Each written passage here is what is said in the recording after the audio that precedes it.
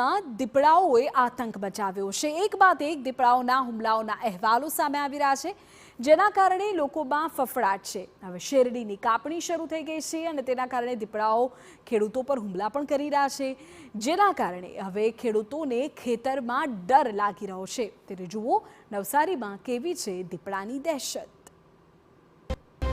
દીપડાથી લાગે છે ડર, નવસારી જિલ્લામાં ફફડાટ। દીપડાથી છે લોકોમાં ગભરાટ, ધરતીપુત્રો પર થઈ રહ્યા છે હુમલાઓ। વન વિભાગ શું કરી રહ્યું છે કામગીરી?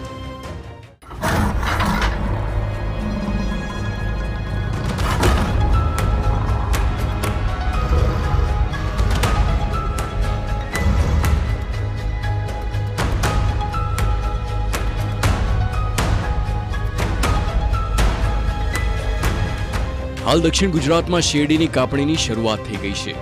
જો કે આ કામગીરી કરતા ખેડૂતોને દીપડો દેખાવાના બનાવો વધ્યા છે, જેના કારણે ગ્રામ્ય વિસ્તારમાં રહેતા લોકો ભયના ઓથાર હેઠળ જીવી રહ્યા છે।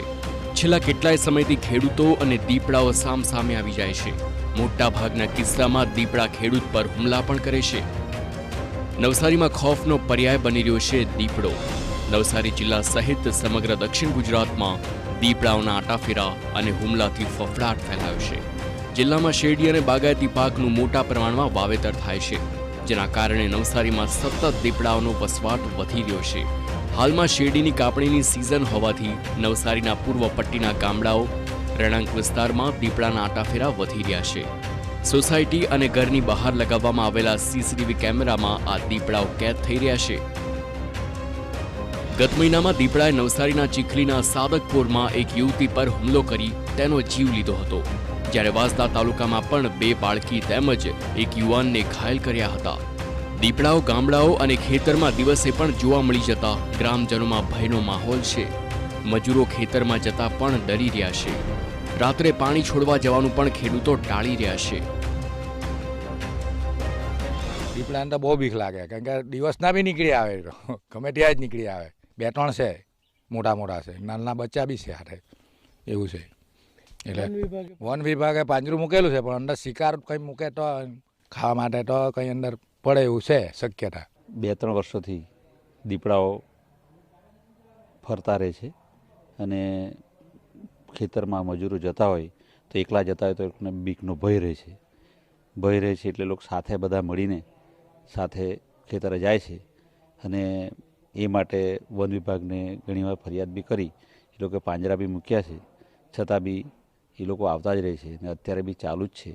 અને અમારા ગામમાં વર્ષ પહેલાં એક છોકરીનો જીવ પણ એમણે લઈ લીધો છે, તે બધે પેપરમાં કે બધે આવેલું જ છે અને અત્યારે બી ચાલુ જ છે। અત્યારે શેરડીની કાપણી ચાલે છે, તો શેરડી કાપવાથી અંદર જે લોકો પોતાના ઘર કરેલા હોય ત્યાંથી એ લોકો શેરડી કાપવાથી આમ તેમ બધે ફરતા થઈ ગયા છે અને એ માટે વન વિભાગવાળાએ એ દીપડા જોડે કેવી રીતે વ્યવહાર કરવો, કેવી રીતે જીવવું એ શીખવવા માટે એ લોકોએ કેમ્પ કરવો જોઈએ અને લોકોને સમજાવવું જોઈએ કે દીપડો સામે આવે તો આપણે કેવી રીતે એની સામે સામનો કરવો જોઈએ।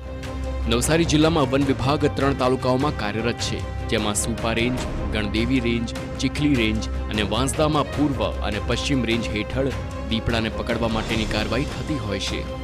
ગત 1 વર્ષની વાત કરીએ તો જિલ્લામાં અંદાજે 30 જેટલા દીપડાઓ વન વિભાગના પાંજરે પુરાયા। દીપડાઓની ગતિવિધિઓ પર ધ્યાન રાખવા વન વિભાગ ટ્રેપ કેમેરા પણ ગોઠવે છે।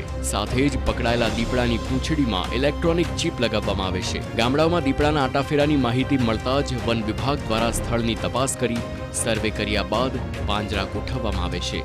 ચીખલી રેન્જમાં 80 ગામડાઓમાંથી હાલ ચીખલીના ફડવેલ, રાનવેરી કલ્લા, સાદકપુર, વાંજણા તેમજ ખોર ગામના સરસિયા ગામે પાંજરા ગોઠવવામાં આવ્યા। સાથે જ ગ્રામસભા તેમજ લોકોને ભેગા કરી જાગૃતતા કાર્યક્રમ પણ કરવામાં આવતા હોય છે। જો સંદિગ્ધ લાગે તો પછી ત્યાં આગળ પાંજરું ગોઠવવામાં આવે છે દીપડો રેસ્ક્યુ કરવા માટે। બીજું ગઈકાલે એક રાનવેરી કલ્લા ગામમાં એક ઘટના બની હતી, જેમાં 2 વાછરડાનું મારણ થયેલું છે, તો તે બાબતે ત્યાં રાનવેરી કલ્લા ગામે પાંજરું ગોઠવવા માટે તજવીજ હાથ ધરેલી છે।